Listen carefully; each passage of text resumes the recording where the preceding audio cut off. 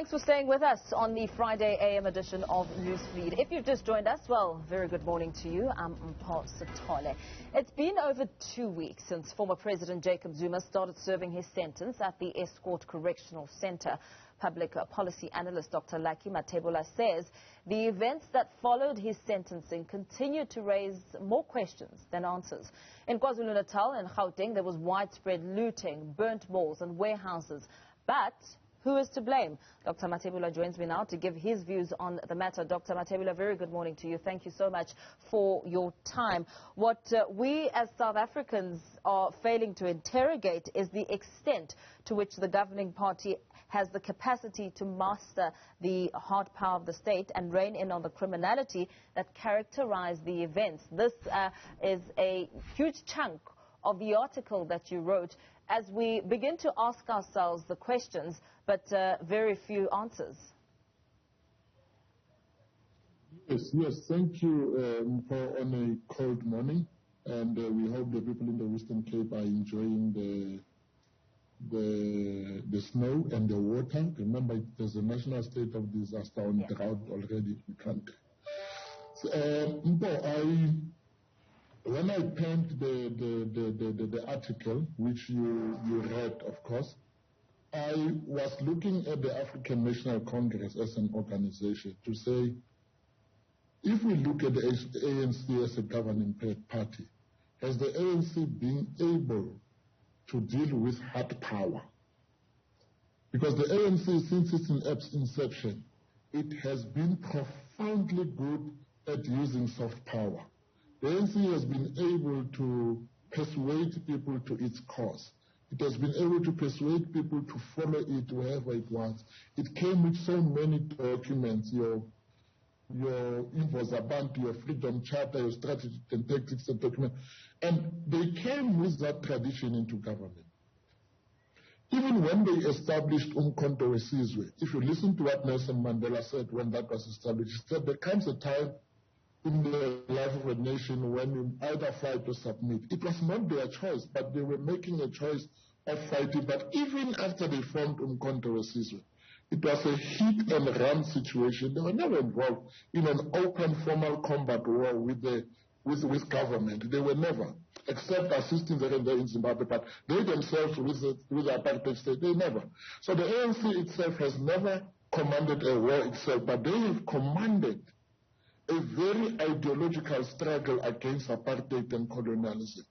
Now, what we are seeing in a country, we are seeing a country where criminality is taking root, where anarchy is taking root. And the ANC is expecting to treat this thing with its soft power. You know, I mean, the way in which people celebrated when people sweep, not to say, I'm not saying it's not good.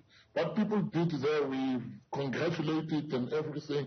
But it looks like it is going to be what the ANC is going to start celebrating over and over again, and less about how many people has the police and the army started to deal with this situation and to prevent it from coming up again. How do they deal with issues of poverty? How do they use organs of state to reverse the underlying conditions that led to this thing? Yes, President Jacob Zuma was arrested. There's a social base in KwaZulu-Natal that might have been angered by his arrest. But that social base found a state that was not strong, a state that did not have a readiness to respond to such situation. It is also very suspicious whether the delay of the army to be in KwaZulu-Natal at the time it was required, was it an issue of capacity by the army to deploy at that speed or whatever? And even the number of soldiers that are there, you can see that there are more police than soldiers.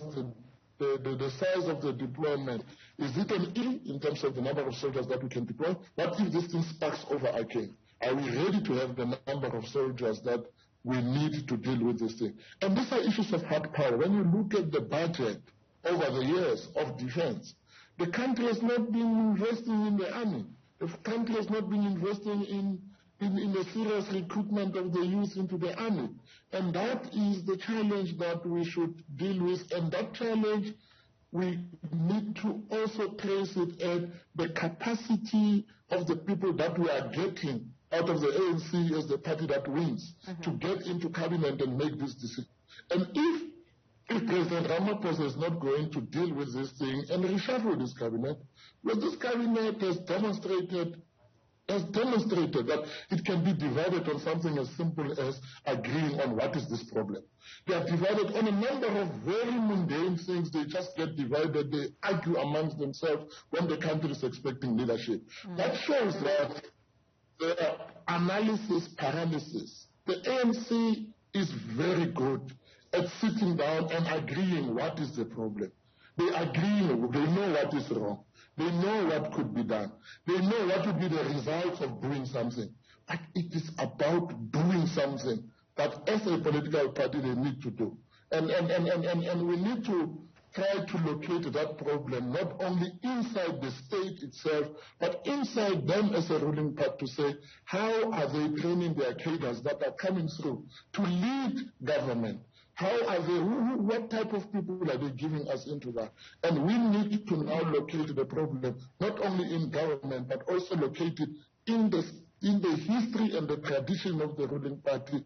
They have done well with soft power, but now we need them to demonstrate that they can use the hard power of the state to govern and close the borders and help us with all these things that we see that it's only the hard power of the state that is missing here. Dr. Mathebula, as these calls are mounting for President Cyril Ramaphosa to take some sort of action in terms of a cabinet reshuffle, what you make mention of as you speak, firstly, what backing would the president need to make such a decision?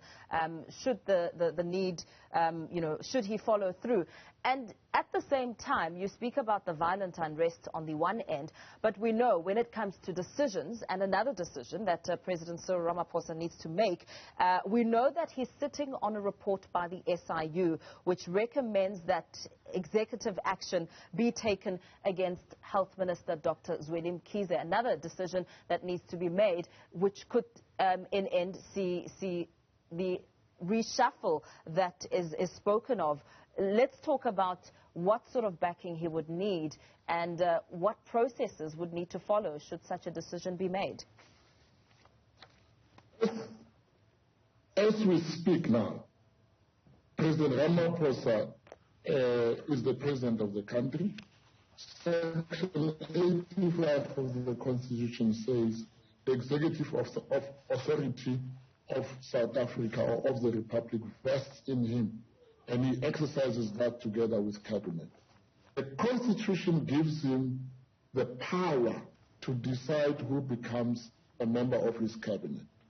I just want to put that there's a time when he needs to be decisive about the constitutional power that he has. Yes, he needs to negotiate the politics of exercising that constitutional power. As we speak now, the nature of the politics within the ANC are of such a nature that the president is left with a choice of making a decision, and if he's not making a decision, he can still put himself in a political risk of being removed from not making a decision. So unfortunately, he is in a hard place and a rock. He either takes a decision, he's politically going to save himself, or he doesn't, he's still going politically to be blamed. Already there are noises from the very party that he's trying to navigate that he is failing to make decisions, he's not decisive.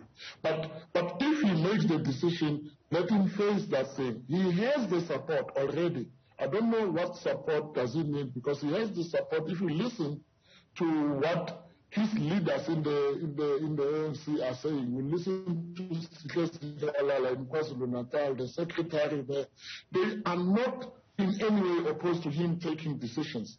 They are only asking him that the decisions that he is making, he needs to have canvassed them properly with them. So he must make the decision. We cannot sit in a country where we are disabled by the 50-50 outcome of Nasrec, which makes it difficult for the president to make decisions. If he can make decisions, let him call an early conference so that he gets a 60% mandate, and out of that 60% mandate, he can then make decisions, because he cannot be indecisive because of the 50-50 condition that happened in Nasrec. The question of Minister Zweli Mkhize, there's a report of the SIU. And he has agreed with Minister Zolimkis that he must take some undefined leave. And it's clear that if that minister took the leave and is not opposing him, there's nobody making noise from that province, it means there is some truth in what that SIU is saying. And if that is true, let him make a decision. This country needs decisions, and let's live with the consequences of our decisions. The looting and everything have already taught us that, hey, there might be consequences in some of the decisions that we want.